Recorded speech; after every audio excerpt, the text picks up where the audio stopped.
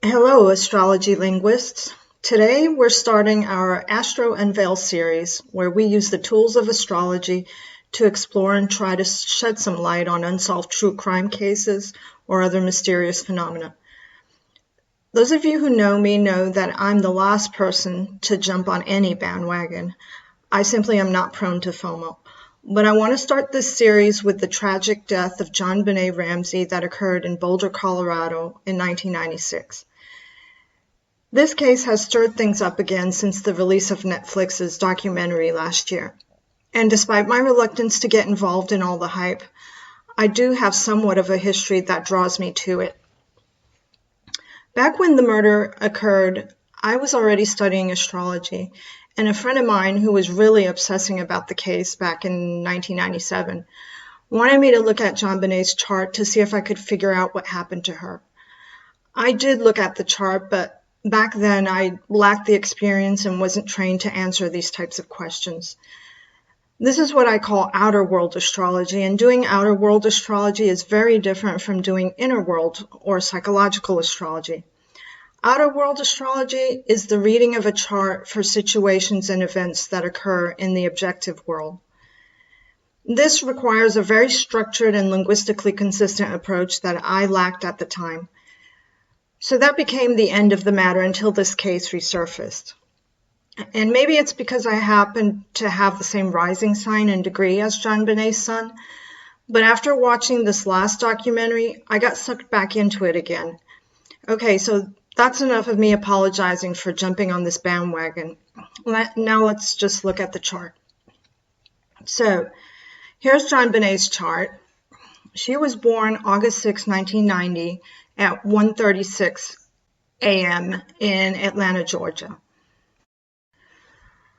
Her birth data has a lowest rotting rating of A, so it's considered a reliable birth time. Before we start, I need to warn you that the murder of innocent children is always very disturbing, but this one in particular was quite gruesome. And the chart will point to a subject matter that is difficult for most parents to contemplate. So if you have a sensitive nature, you may want to skip this one and come back to a lighter case.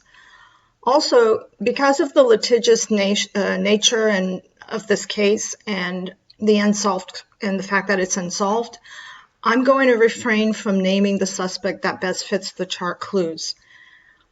I'll simply describe the characteristics of the indicators and leave it up to you to draw your own conclusions, those of you who know a little bit about the case.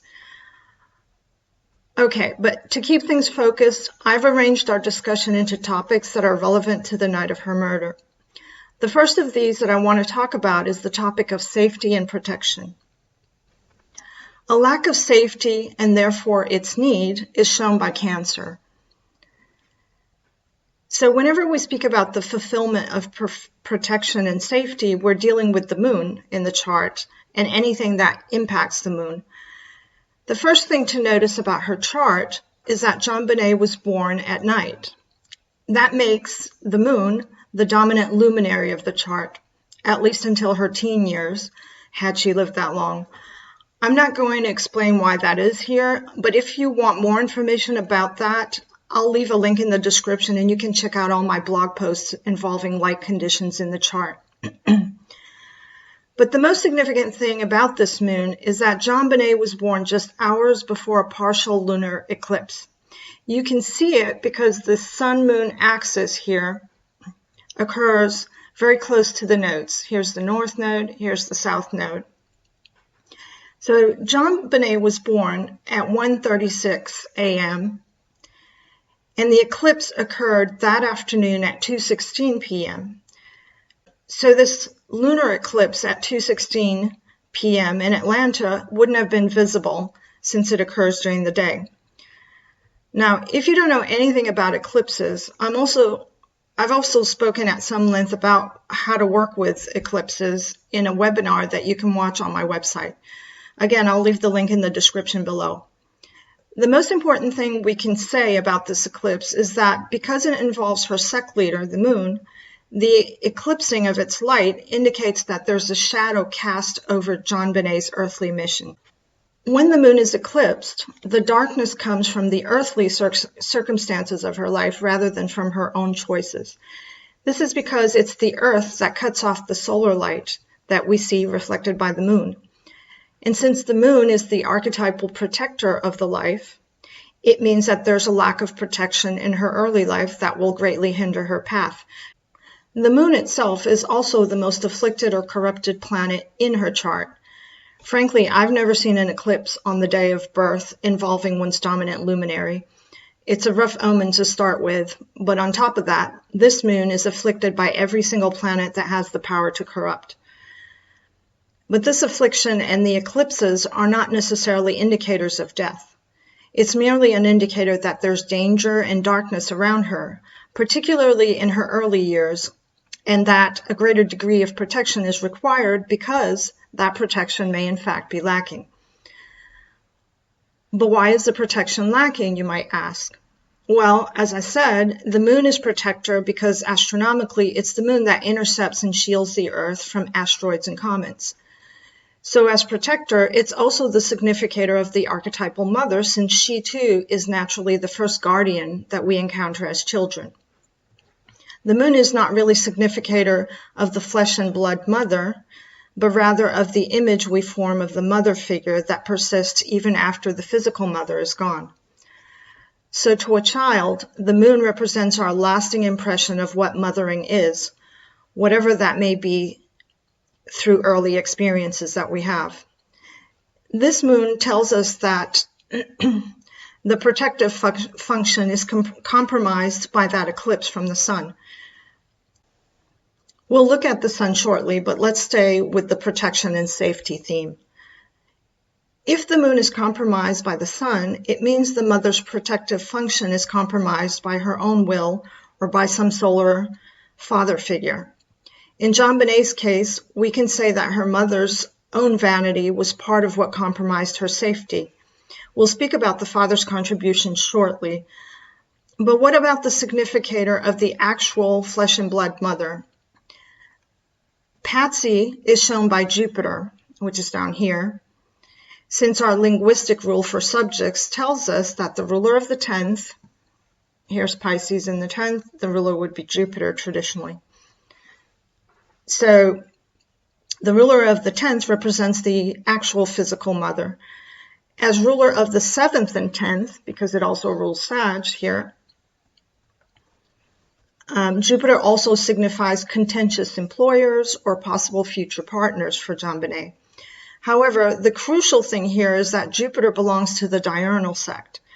When we see a planet contrary to sect, as Jupiter is, it becomes inappropriate.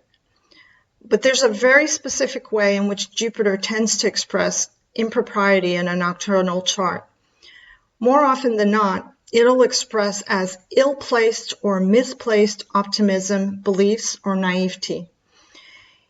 It's a type of drinking of the Kool-Aid that often leads the natives into being taken advantage of because of a lack of appropriate caution.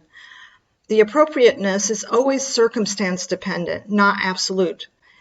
In other words, there's an indication that Patsy is too trusting and not protective enough of her daughter in situations where shielding is warranted. In this chart, Jupiter is co-present with Venus. Here's Venus, here's Jupiter. In the second house in Cancer.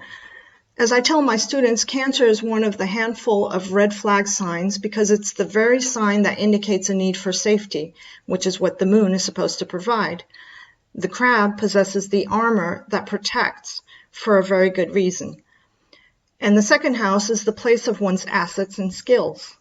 The second also harbors another important player in this chart, which I'll return to later. But on the surface, Jupiter and Venus's presence here indicates that Patsy was overly concerned with Jonbenet's financial prospects.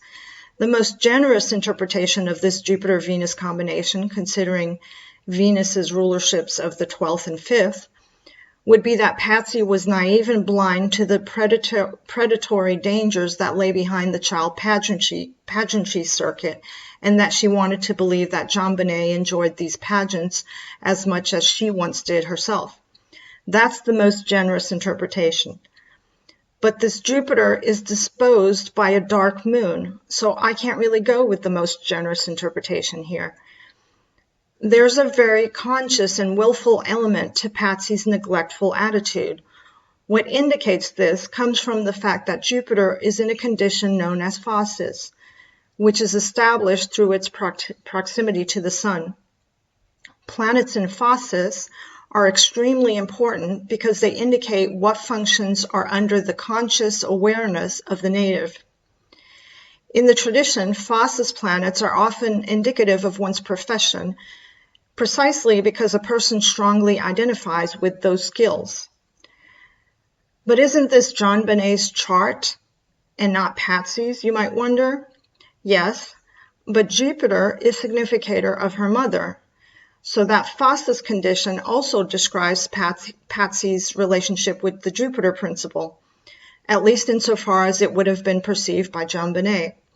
So this little girl would have seen and internalized her mother as overly permissive, particularly with regard to Jonbenet's entertainment activities, and I would go so far as to include her sexuality under that. This is because Venus is ruler of the fifth, which contains places of entertainment, recreation, leisure, which also includes sex as a form of entertainment, recreation, or leisure. I say this after also considering these indicators in their most benign expression. But we'll return to this heavier topic more thoroughly shortly. For now, I just want to stay with the matter of neglect and this lack of protection. My contention is that Patsy was knowingly exposing her daughter to predatory dangers for her own gain, vanity, and ideological distortions. This rests on Jonbenet's seventh place, so Jupiter's ruler of this, Sag sign. Using derivative counting, this seventh house also happens to be the 10th, so here's the 10th of the mother, and this is the 10th counting from here. So it happens to be the 10th place from the 10th. That is, it represents her mother's highest status.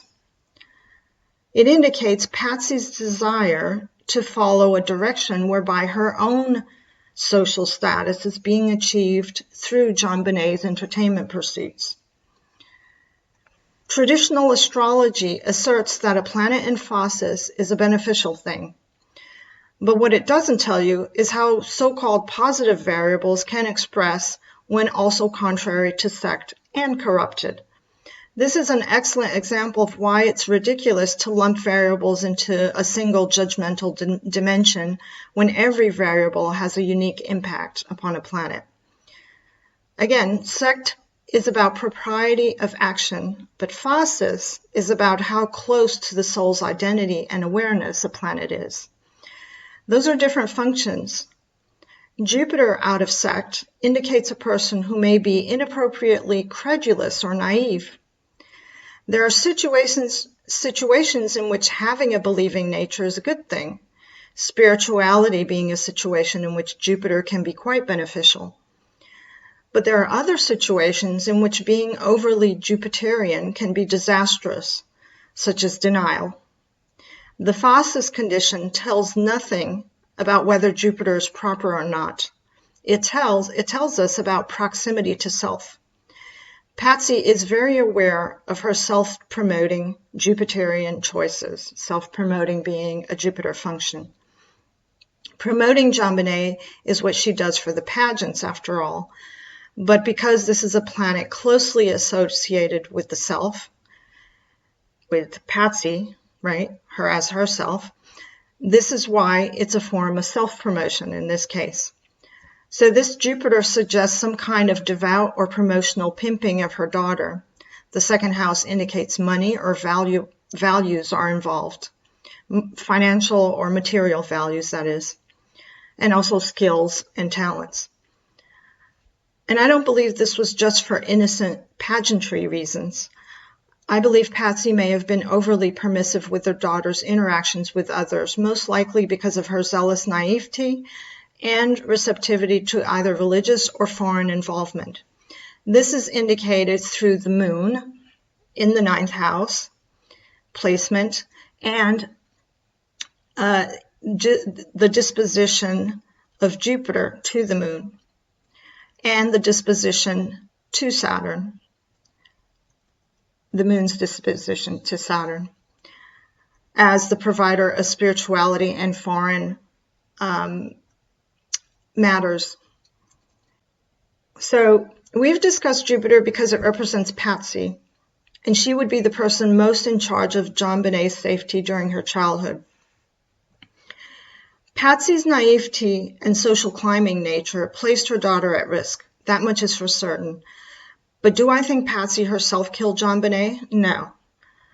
The killer is shown by the situation in the third that leads to the moon's darkening, which I'll come back to.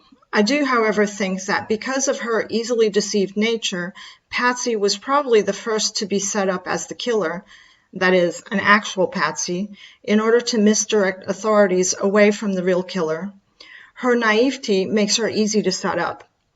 Now let's turn to the moon's dispositor, which is Saturn, because it's important to fill in the larger social context of Jonbenet's missing safety.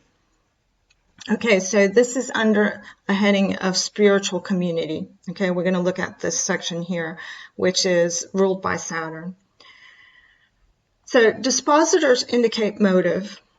So Saturn indicates the motive for the moon's placement and action because it rules this sign here.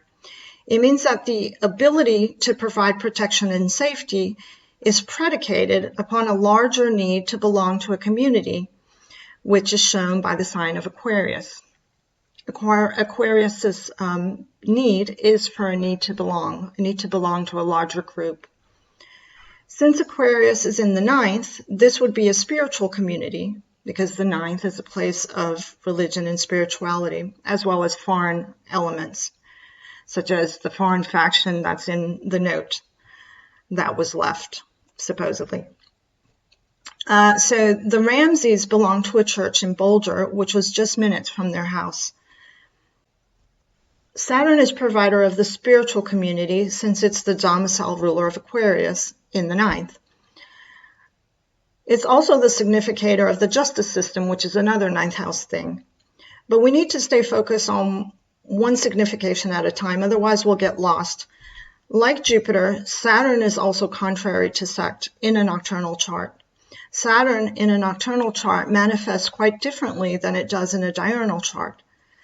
I even use different verbs for each for that very reason.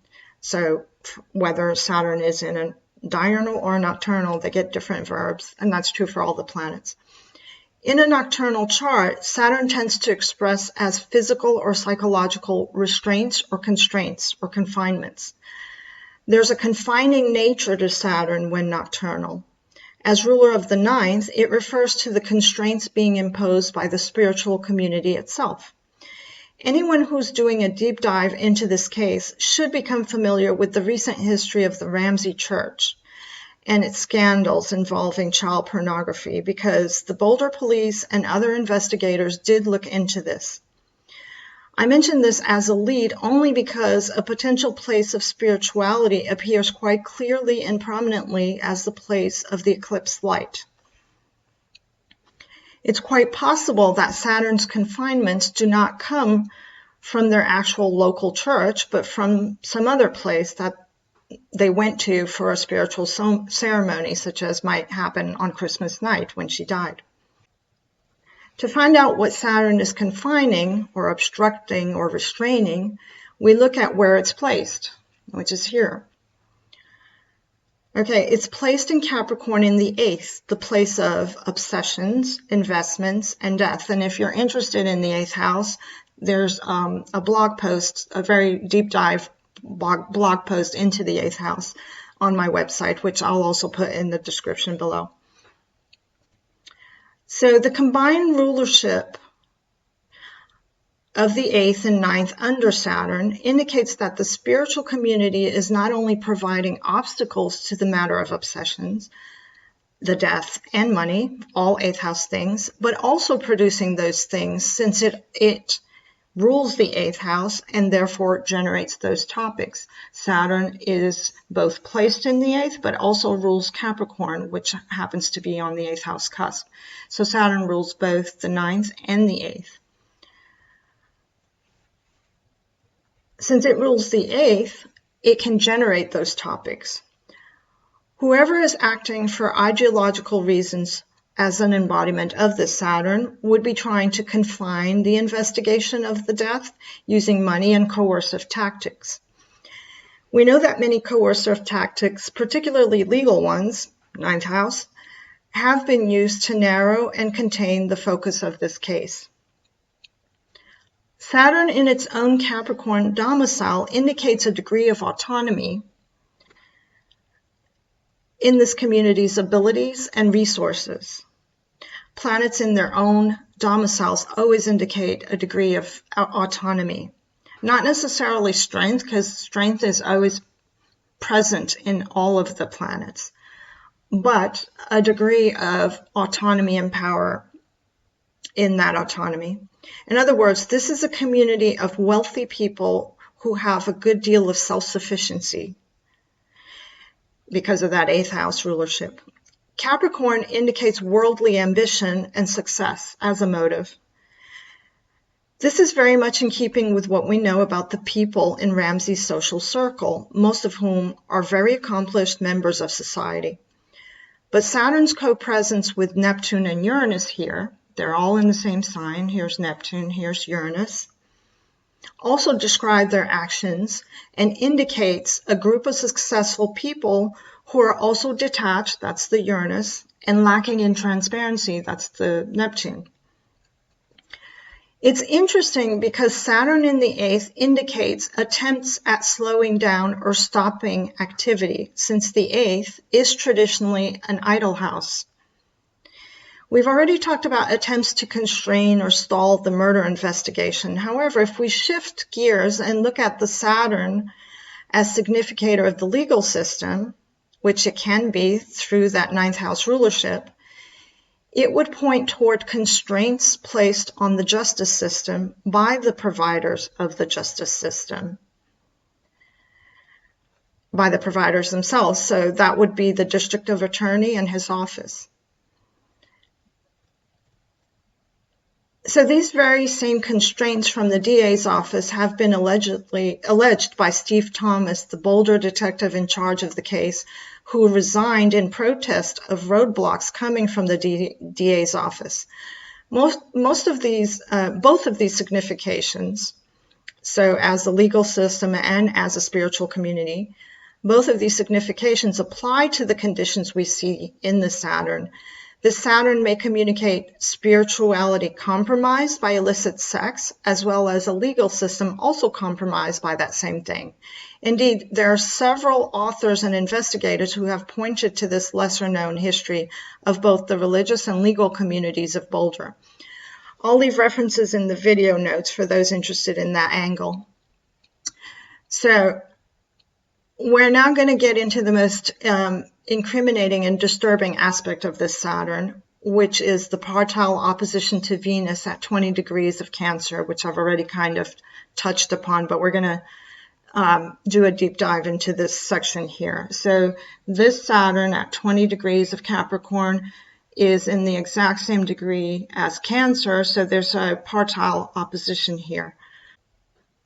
So I've mostly spoken of the second place so far as a container of skills and talents that Jonbenet possessed, the most obvious of which are the pageantry skills that Patsy was encouraging. But in the Babylonian literature, the second place is strongly tied to Venus and to sexuality as a metaphor for fertility and wealth. It was not, for the most part, transmitted into the Hellenistic system. Because of that, I don't tend to read sex in the second house, although I'm aware of this association. This is because we know that the 5th house is where we locate sexuality as a joyful expression, because Venus has its joy there. That is usually the kind of sex we're referring to for most people. But the second can also contain sexuality as a lucrative resource, that is, in the more productive expression of Venus. Venus, after all, rules the second through Taurus as well. Now, we can also, and modern astrology tends to place sex in the 8th, and this can also appear. Sex does not specifically belong to just one house. It does belong most appropriately to the 5th, but it can appear in the 8th as an obsession. So that is a different kind. And in this case, it happens to be relevant because Saturn is tied to Venus and it is in the 8th. So, there are actually in this chart 3 houses that are touching on this sex theme. So the second can also contain sexuality as a lucrative resource in that more productive expression of Venus as ruler of Taurus. But in that rulership, it refers to fertility of the land, okay? This is where all the material gain comes from, where the material gain as money or as assets or as resources. In Mesopotamia, the second month of the calendar was the month when the fields were plowed, a metaphor used extensively in that region for sexual intercourse, particularly in connection with the cult of Ishtar or Venus. So to plow, that verb, is a verb still used that way in today's slang. We still do that. We still refer to plowing as a form of sex. But even if we ignore that, Venus in Jonbenet's chart is ruler of the 5th, which contains children, vacations, leisure time, hobbies, as well as entertainment and sex for procreative or recreational purposes. So Venus's rulership and placement already give us a traditional link between sex and the second house, because it rules the Libra here in the 5th and it's placed here in the 2nd. The other rulership of Venus in this chart is of the 12th house through Taurus. Here's Taurus on the 12th, which is a place of hidden or secret activities. When these two places, namely the 12th and the 5th, are connected through a single rulership, through Venus in this case, as they are here, it can indicate a more benign reading, such as online recreation or adopted children even, or it can indicate more incriminating matters, such as secret or illicit affairs or sexual activities that you would want to keep secret, such as online sex or pornography. The latter would be unlikely were it not for the fact that Venus is also corrupted by that Saturn, which is provider of obsessions, death, money, as well as spirituality and the law, as we saw earlier. So this Jupiter-Venus combo that's in the 2nd becomes tainted through that Saturn opposition, indicating not only the potential for illicit sex, but also sex as a profitable asset to become commodified, particularly in the context of either foreign or religious obsessions. The other important body here, is this Chiron, which is an asteroid, that often indicates any manner of wounding. Although the media has downplayed the issue of child sexual abuse, the autopsy report in this case, which I have read, and several independent forensic teams did confirm that Jonbenet had abrasions and old scarring in her vaginal orifice, consisting with ongoing sexual abuse. Saturn's corruption seems to support this, and its retrograde condition argues, here is Saturn retrograde, the red indicates the retrograde condition. So this retrograde condition argues that it was probably a repetitive occurrence, not just an occurrence that fateful night. So this was not, linked just to some kidnapping as was originally believed or alleged in the, made to seem in the ransom note that was left. It would also fit with the chart that Patsy herself had probably been a victim of ongoing sexual abuse as a child, because Jupiter rules her paternal family and is part of that configuration that we're looking at.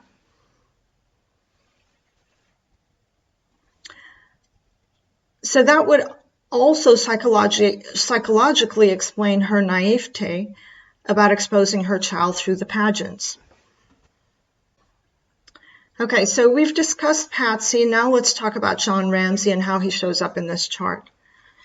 The sun in the chart is a symbol of the selection principle, of our will to decide and to choose from among options in life. As I mentioned, with regard to the moon as protector, the sun also does not represent the actual father. It represents an aspect of a dominant male figure from our early childhood who models for us that power to make proactive decisions and to select amongst options. Choosing, right? Choosing, leading, directing. So while the sun's traits are often imprinted through the father, they can also be imprinted through any dominant parental figure who happens to resemble that sun. Even an older brother, if he fits the description. The actual father is represented by the domicile ruler of the fourth. In this chart, the sun in Leo, in the third, it's in the sign that it rules by domicile. Leo, the third house contains neighbors and siblings, as well as documents and information. This means, assuming the description fits, the sun may also be embodied by these two other people, a sibling or a neighbor. Jonbenet had Gemini rising here, which is a third house sign. And because of that, she will look strongly to the third house in the chart for her path in life. This is more so the case because she also has her sun in that house, and the sun is one of the luminaries in her life. So her siblings and any communication that comes from her or her neighbors are all very significant as a way for her to shine in life, since that's what the sun is focused upon, right? The third house stuff. Already in her young years, we saw that Jonbenet was being groomed to be a little star sun in her own neighborhood and community of Boulder. Regardless of what many of us may think about these child pageants, it's likely that she would have continued in her mother's footsteps, seeking validation by progressing into higher regional environments. So that's how Jonbenet herself embodied that sun in her youth. But what does the sun say about her father?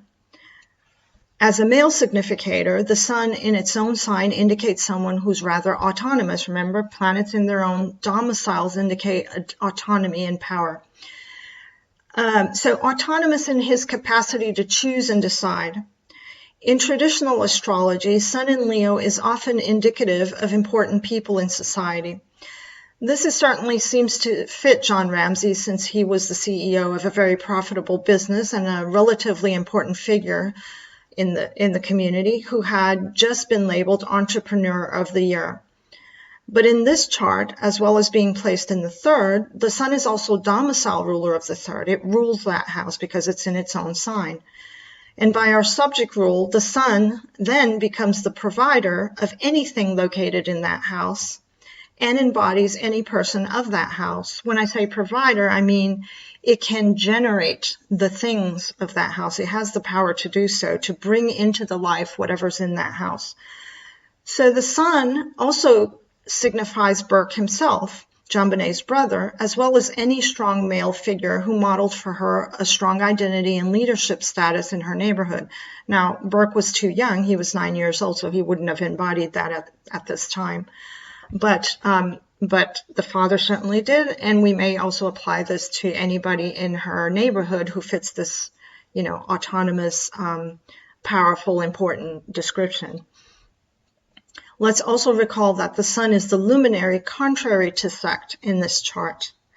What that means is that during the nocturnal phase of her life, which for her would have lasted into her teen years, the sun would have been prone to making bad selections or choices in neighbors or important documents that were brought into her life, generated into her life.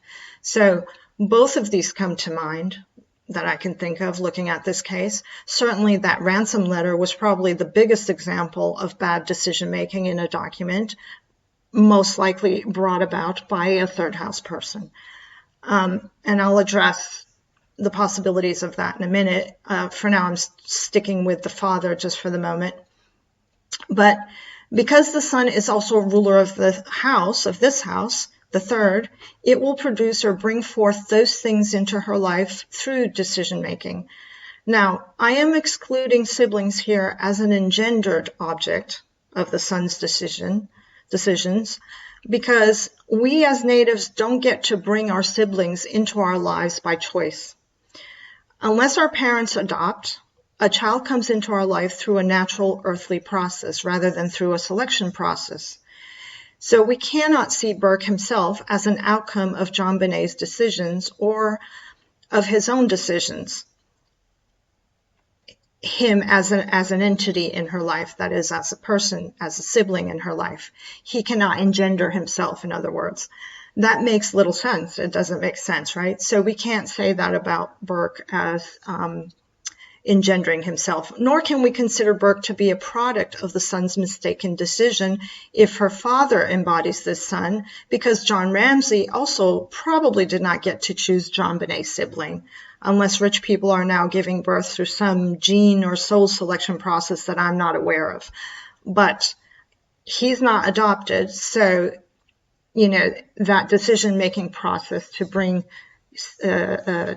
Burke into being through the son's, the father's decision-making would not apply to Burke. So we may, however, say that John Ramsey made a mistake, right? Mistaken choices are part of contrary to sect, in selecting a neighbor who is himself an important commanding person. That we can say it applies to this configuration, and this is confirmed by the fact that Ramsey and his good friend and neighbor had a falling out during the investigation of the murder. So it's safe to say that both Jonbenet and her father may have regretted his choice of neighbors or their move to Boulder. Now, I'll return to the third again when we address Burke as a suspect and the neighbor, both of them as suspects. But since we're dealing with the father just now, I want to turn to the significator for John Ramsey himself. This would be the ruler of the fourth place, which is Mercury. The fourth is not solely the place of the father. It's also the place of the paternal ancestry and the homeland of the native, so Jonbenet's homeland, or her father's, his ancestry.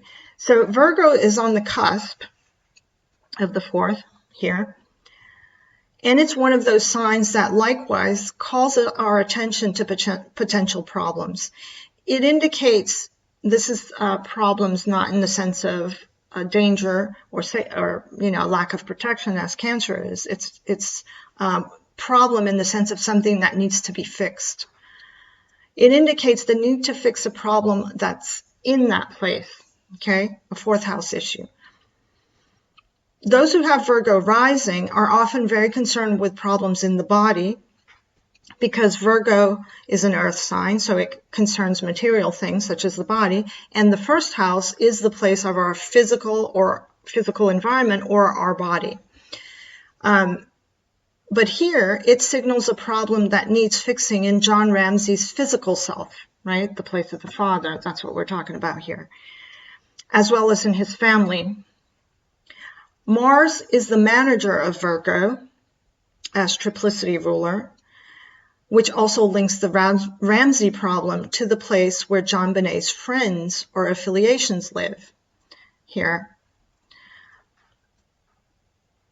Since Mars is ruler of the 11th house of friends and groups of people with whom we have common interests. So this Mars is in the place of secrets, the 12th house, and hidden things, right? So the management of the problem that we're talking about down here, management through the triplicity lord, which is Mars.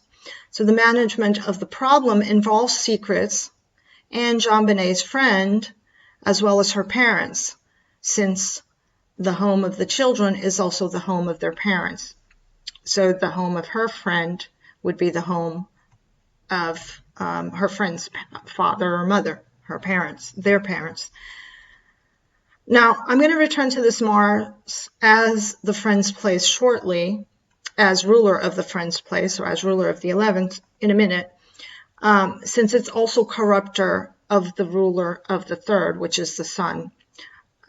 It forms a square to the sun, so it is a corruptor of the sun. So I'm going to come back to this shortly when we talk about it as embodiment of the third house ruler. Okay, so by the way, I'm bracketing a lot of topics because I want to stay on topic and not get distracted.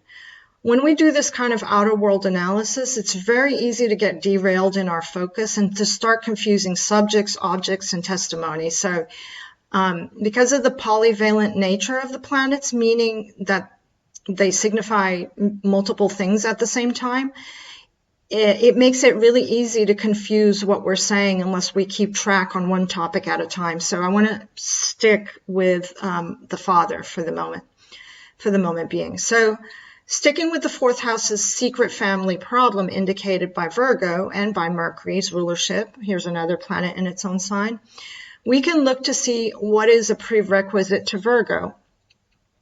Now, for interpretation reasons, I don't like it when planets are in their own signs. Now, people like to have planets in dignity in their own domiciles, but for interpretation reasons, doing this kind of analysis, it's really difficult because it cuts off our dispositorship, right? Because it's in its own sign, we can't track the dispositorship to other planets, which means that the motivation is hard to follow and the causes are hard to follow. And this chart has 3 planets in their own domicile, so we sometimes can't as easily track motivations.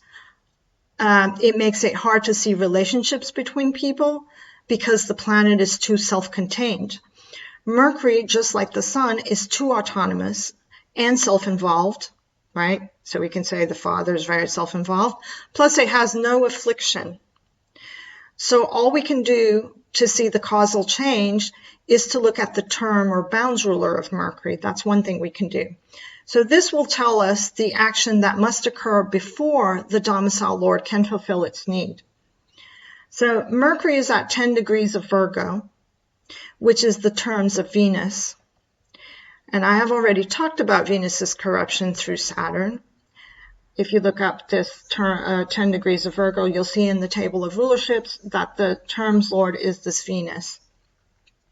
So I have talked about Venus's corruption through Saturn and what it, and that it signifies illicit sexual entertainment through the 5th and 12th house rulerships of Venus. Mercury is a mercantile planet. It indicates trade as well as communications and flight, since the god Mercury has wings on his sandals and governs transportation. But both John and his father were pilots. In fact, John's father was a highly decorated pilot who became director of the Michigan Aeronautics Commission for 22 years. So in order to resolve the family's problem, Venus indicates there's a need to acquire assets, second house, through these secret activities involving children and or entertainment. Planets in their own signs are not always indicators of positive outcomes. This is a myth perpetuated by bad astrology, and this chart is certainly one of many examples that proves it. However, they do show those who are independent and hard to influence by others because they're so autonomous. So Mercury in Virgo indicates that the problem that needs to be resolved in the family background may involve problematic trade and flight in John Ramsey's home state, the 4th house. After being clued in by this part of the chart, I searched online for whatever I could find on John Ramsey's father, and I came across an interesting biographical connection.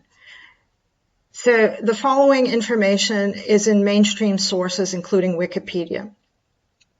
The Ramseys had a summer home in Charlevoix, which is in Michigan, where John's family lived. In 1979, James Dudley Ramsey, John's father, retired from his position as director of the Michigan's Aeronautics Commission. Around the same time, there was a scandal involving an uninhabited, snake-infested island in Lake Michigan, known as North Fox Island. It was discovered that an elite child trafficking ring was flying small children in and out of the only airstrip located on that island. The victims from the Oakland County child killings in Detroit between 76 and 77 were later linked to this child trafficking network. James Ramsey, whose job it was to oversee the airstrips on North Fox Island, as well as on one other nearby island called Beaver Island, which was also implicated in a child abuse allegations. So James Ramsey, John's father, resigned quietly from that post in 1979. Some investigators of this case have speculated that his resignation had something to do with the scandal that occurred on his watch. Now, I mention this because it fits the description of Mercury and its terms lord, Venus, as a prerequisite. At the time of Jonbenet's death, the Ramseys own a home in Charlevoix, Michigan, which is just a short ferry ride away from these two islands. But this incident, the North Fox Island incident, while gruesome and possibly implicating his father as the overseer of those airstrips, does not imply that John Ramsey killed his daughter. It just places him around child trafficking and pedophilia, as does his church, which was allegedly also involved in a child pornography scandal shortly after Jonbenet's death. The chart does link the 4th and 9th through Mercury, which is significator of Ramsey, and the triplicity lord of the 9th. So Mercury is the triplicity lord of the 9th, so it is manager of affairs far away. And remember, this would be far away for Jonbenet, since this is her chart. So it is the manager of distant or religious places, that Mercury. But the question at hand is whether the chart actually shows that John Ramsey is responsible for Jonbenet's murder. And I have to say no, I don't think it does. Mercury is not contrary to sect in the chart, nor is it corrupted, both of which would be necessary for that degree of impropriety to Jonbenet's life. It also doesn't have the power to remove her life during this turning because it's not detriment lord of her ascendant. That's a key indicator of someone with the power to take someone's life. So this indicates a close identification between Jonbenet and her father. The fact that Mercury rules both the 1st through Gemini and Virgo in the 4th. So these two houses, Jonbenet herself and her father, are linked through this Mercury. They identify with each other. It indicates a close identification between father and daughter. She was actually named after him. Jonbenet is an abbreviation of John Bennett. That's her father's name. So that's literally true. But I also believe she didn't fear him. We know that John Ramsey has reignited the issue of her death at the moment through that documentary. Perhaps this is self-serving in some way, but had he been the killer, I don't think he would have so closely collaborated in the Netflix documentary, even if that documentary was clearly designed to steer the blame away from him. If I were guilty and I had dodged a grand jury indictment 25 years ago, I would rather just let sleeping dogs lie and consider myself lucky and move on. So, returning to the sun, I also need to mention the fact that the South Node is co-present with that luminary. So here's the South Node. The South Node often indicates people who are disruptive to the matters indicated by the house where it appears. So 3rd house matters. This means that everyone who may be signified by the sun, and we've talked about John Ramsey, a significant male neighbor, and her brother Burke, are all consciously, because it's the sun, and willingly, because it's the sun, disrupting the investigation, which is the information around her life, right, and her death. So furthermore, that South Node is the fall lord of the 1st. South Node is in fall in Gemini, which means it controls the fall of the first. And this implicates them all downgrading what her body is communicating, right? Communication and the body. The chart says all these people have a vested interest in not getting at the truth. Okay, so let's now talk about Burke as a suspect. Burke, her brother. He was 9 years old when she passed away. I said that the murder is tied to the sun because it's the source of the moon's eclipse light, which indicates Jonbenet's compromised safety by way of the earth, which is in the middle. By the subject rule as domicile lord of the third, we have both Burke or a significant neighbor being possible suspects. Well, both have been suspects, at least in the court of public opinion, which is also contained in the third house. However, we also have to consider the moon's disposition to Saturn, which you'll recall says that its light was eclipsed because of an illicit sexual relationship and ties to a spiritual or ceremonial place. There was DNA found under Jonbenet's fingernails and in her underwear that was foreign to the whole family. So I don't think it was Burke. Additionally, if it had been Burke, John Ramsey would not be currently pushing so hard for further and more advanced DNA testing on the alleged pubic hair that was found on the white blanket that wrapped his sister's body, or rather, his daughter's body, since I'm talking about John Ramsey. So I find it astrologically interesting that after 2016, a theory began to surface that her brother Burke and his alleged anger management issues were responsible for her demise. It's interesting because of this Mars-Pluto opposition and T-square. It's actually in a grand cross with, so here is the axis of the eclipse, and here is the axis of this opposition, Pluto-Mars, and the Grand Cross this way.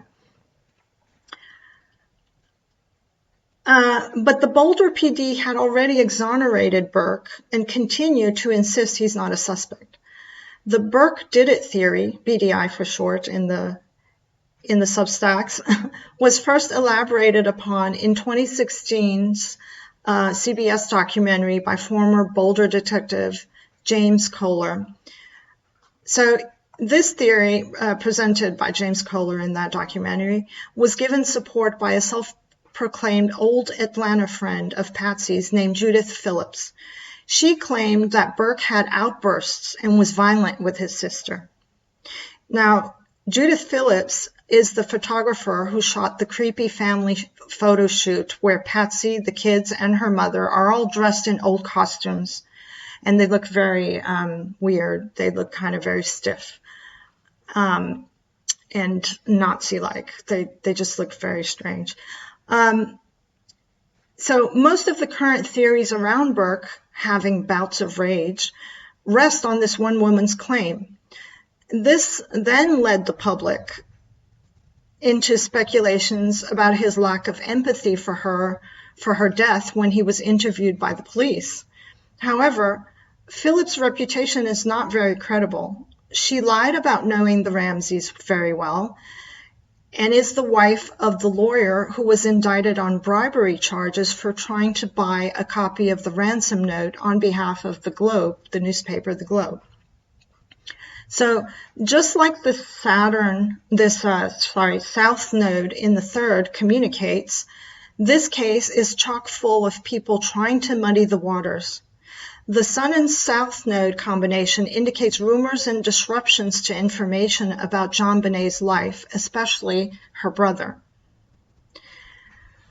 So if the Sun stands for Burke, right, if the Sun is embodied by Burke, this is consistent with an expression of his guilt, but only as falsehoods which the Sun can generate through its own ownership and control of that house. In other words, the media is misrepresenting Burke, but Burke is also lying about what occurred that night. Mars in the chart, right, is corruptor to the Sun through that square. And does play into this, but not as Burke's bad temper as some might misinterpret. Mars is involved in a grand cross with the Sun-Moon eclipse axis, as I mentioned, and across from Pluto. And this configuration does not indicate emotional outbursts. In fact, it's the exact opposite, actually. Pluto oppresses or coerces Mars, most likely into silence or submission, since both Mars and Pluto are in mute signs. Taurus is a mute sign, Scorpio is a mute sign. So, as testimony about Burke, it indicates that he probably has been repressing his emotions and is most likely quite shut down in his verbal expression. And that's what we see in the interviews. Many have testified about his quiet and solitary nature. A lot of the people who know him said he was a very quiet boy.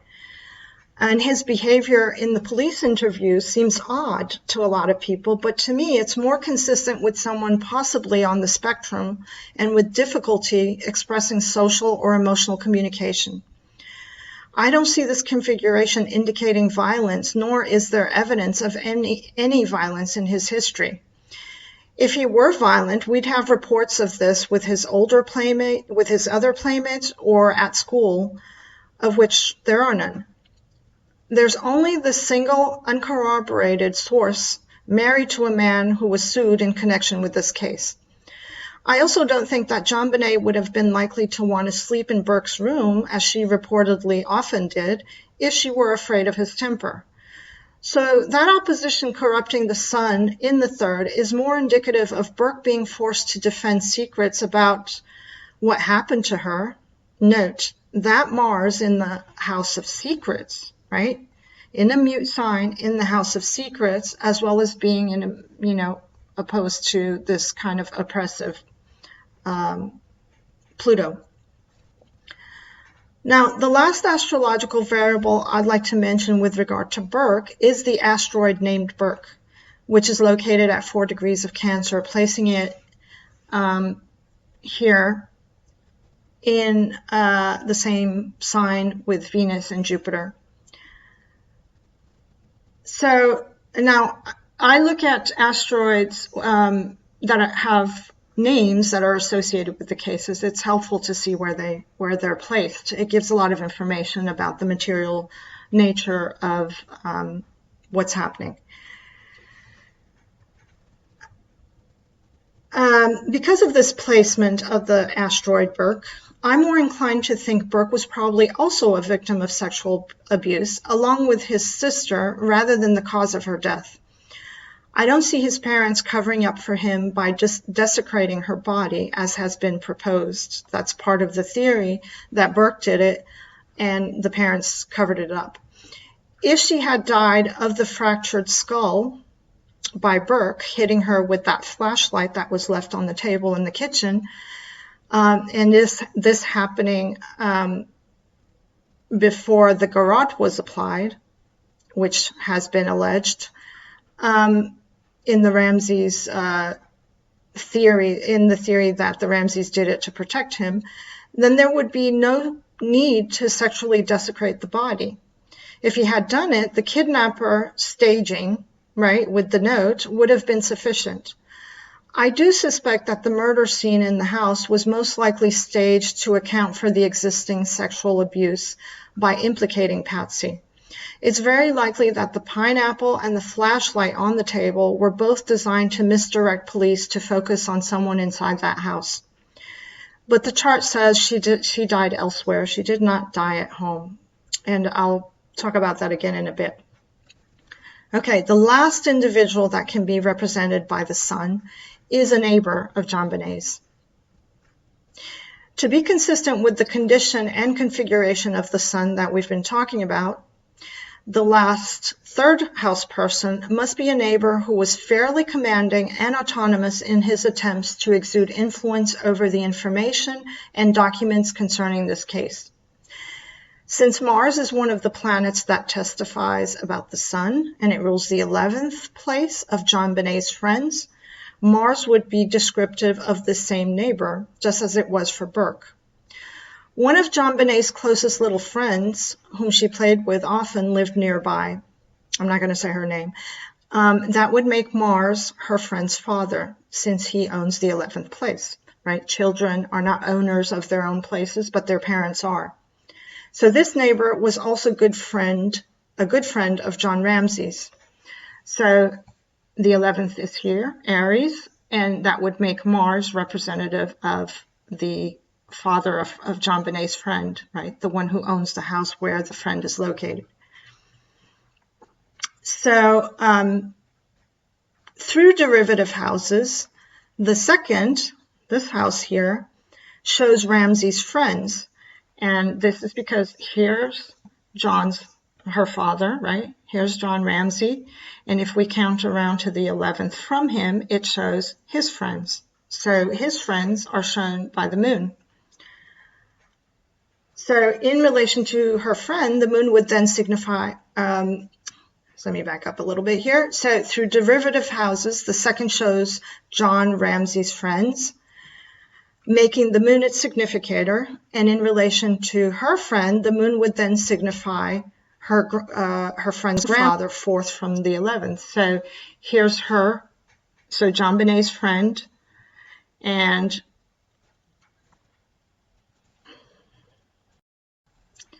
if we count 4 to the moon's house, so from the friend to the moon's house, 1, 2, 3, 4, that would signify the father of the friend. So all 3 planets in the Grand Cross, right, the Sun, Mars, Moon, and we'll leave out Pluto, since it's also there, but it's not ruling, it doesn't rule anything, but it does play into this, but we're just looking at rulerships right now. So all of these 3 rulers involved in that Grand Cross can be linked to this friend of Jonbenet's, right, and her father. So this person and his father, so Jonbenet's friend's grandfather, who's now deceased, was alleged by a witness that the police interviewed to have been present at the party that the Ramseys attended the night of Jonbenet's murder. But her testimony was not taken seriously by the police. If Mars characterizes Burke's silence information when we looked at Burke, it will also characterize the neighbor's attempts to force, disrupt, or remove information, right, in the same way. So we've just substituted the son instead of Burke or the father. We're just now replacing it with the neighbor to see how it fits the configuration and if it describes anybody that we know in the life or in the case. So it will also characterize the neighbor's attempts to force, disrupt, or remove information from the case. My guess is that this person was falsely attempting to shed the solar light onto Burke or others in the neighborhood in order to keep the secrets of that 12th house hidden. Now, in Lawrence Schiller's 1909 book, Perfect Murder, Perfect Town, there's a friend of Patsy's named Pam Griffin, who's the mother of one of Jonbenet's friends. This is not the friend I'm talking about. This is a different little girl. But Pam Griffin mentioned in the book that Jonbenet was very excited about a secret Santa that would be visiting her after Christmas. And when Pam corrects Jonbenet and tells her that Santa comes on Christmas, not after, Jonbenet was insistent that someone told her that Santa would visit her after Christmas, but that it was going to be a secret. Now, I mention this because her excitement over this event is visible in the timing of her chart for December 25th and 26th of 1996. Let me show you that. Okay, so here we have a chart. So Jonbenet's chart is in the middle, and we have the transits for December 25th, 1996. Now, the murder is thought to have been sometime between late in the evening of the 25th or early in the morning of the 26th. On Jonbenet's tombstone, her parents put December 25th, not 26th. And I believe that's correct given the timing of the transits that I'm going to show you. So the transits seem to indicate excited anticipation over a meeting in a ceremonial or religious context. And let me tell you how that's shown. So the sun is forming an aspect to the part of fortune, a semi-sextile here, both at 4 degrees. And this is indicative of an expectation, an excited expectation about someone unknown, someone here in the same.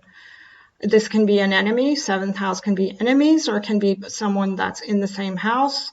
Usually it's partners, right? Usually it's the house of partnership or marriage.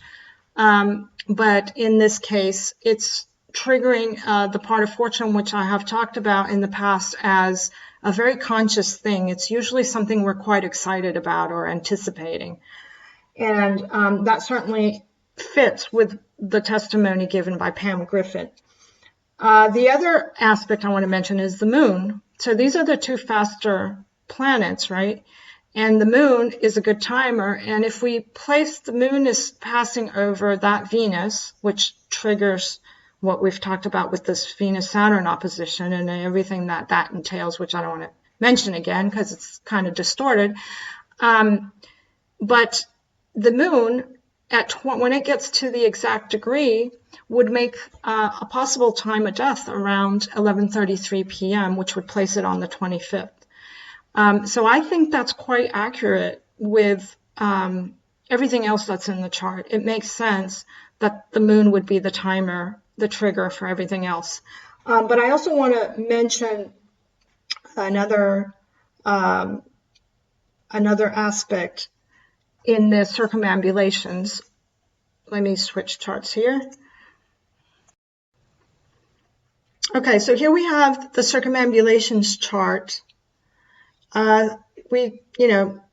Schmidt called this timing method circumambulations. You can call them Hellenistic directions if it's easier to say those words. Sometimes they're called other things by different authors, but so the ones that I've highlighted are the ones that are interesting because the ascendant trining the nodes at 7 degrees. So it trines the north node and sextiles the south node. So we have that eclipse axis being activated. So it indicates an important meeting in a ceremonial religious context coming into her life and affecting her body. So that's important, that circumambulation. The circumambulations are slow, very slow. So this is going to, when they become partile by degree, which is what I always look for, I never look for anything wide, they are going to indicate not anything very precise. You do that through the transits, but they're going to indicate the right seasonal time frame. So within this season, meaning winter, this is going to happen here. And the other important one is a nodal transit to that Pluto, which triggers that whole thing again, that whole cross we've been looking at. So here is the node to Pluto at 15 degrees, squaring and activating that grand cross. And this is the interesting transit because what this one talks about is someone secret, right? Because it activates the whole secret axis here with these mute planets, a hush-hush kind of thing. So meetings always occur with the nodes, important meetings. And again, we have the ceremonial religious axis, and we have this kind of dark figure here with Pluto and this kind of like shrouded in mystery indicator. But it indicates someone quite oppressive coming into her life through this religious context. So I think this is the Secret Santa thing that she told Pam Griffin about. Okay, so let's get back to Jonbenet's chart here. So we had that, we saw that fatalistic meeting with someone intense and oppressive in the circumambulations that is consistent with what Pam Griffith said. And the other thing is, when I run the asteroid that bears the name of this suspected neighbor, which I'm not going to mention, as well as the asteroid for Santa, they come up just minutes from each other at 1 and 2 degrees of Aquarius, right around here, as transiting asteroids. They come up here. So within the sign of Aquarius, activating all this. On that Christmas night, both of these asteroids are in the same sign as that eclipse moon, very close to the node. This is consistent with the meeting from a Secret Santa played by the neighbor's father or the neighbor himself. If we examine that same asteroid, because the father and the son both have the same name, if we examine that same asteroid with the neighbor's name in her natal chart, so if we put where those asteroids were natally,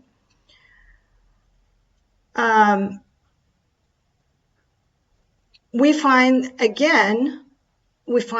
the same neighbor's named asteroid again in the sign of Aquarius, but this time at 15 degrees of Aquarius. So around here, which happens to be just 2 degrees from the eclipse degree. So the moon actually is not at 9 when it's eclipsed because it's a few hours later. The moon is actually at 13 when it's eclipsed on the day of her birth, right next to that very asteroid that has the name of the person I'm talking about. So there's a return of this asteroid on the day she died, and a lot of astrological evidence pointing to this person significantly activating this shadow of the chart in the moon. Lastly, when I examine the turning subperiod, and you can also read about turnings if you're not familiar with that timing method, you can read about that on my website. It's a method that I use that I find quite helpful. It has major periods and subperiods. So when I look at the subperiod of her turned age, now they last 7 years, not the subperiods, the major periods are 7 years.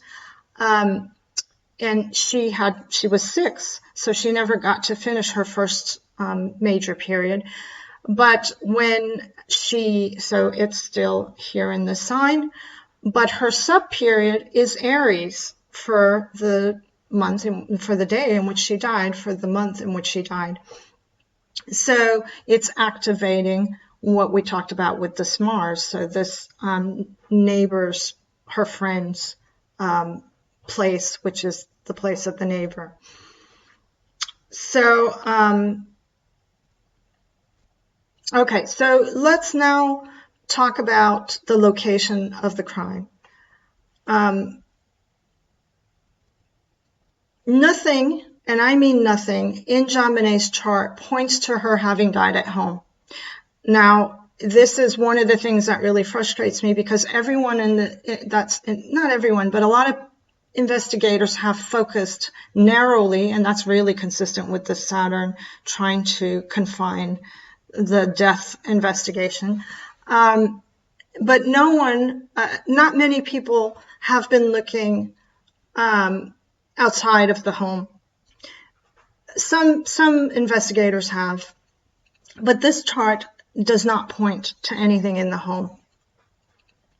So the eclipse axis occurs at 3 and 9, right? 3 and 9. 3 and 9, the 3rd shows the neighborhood and the neighbors, and the 9th shows the spiritual place, like a church or a place far away. These 2 houses are actually both places of religious ceremony and astrology.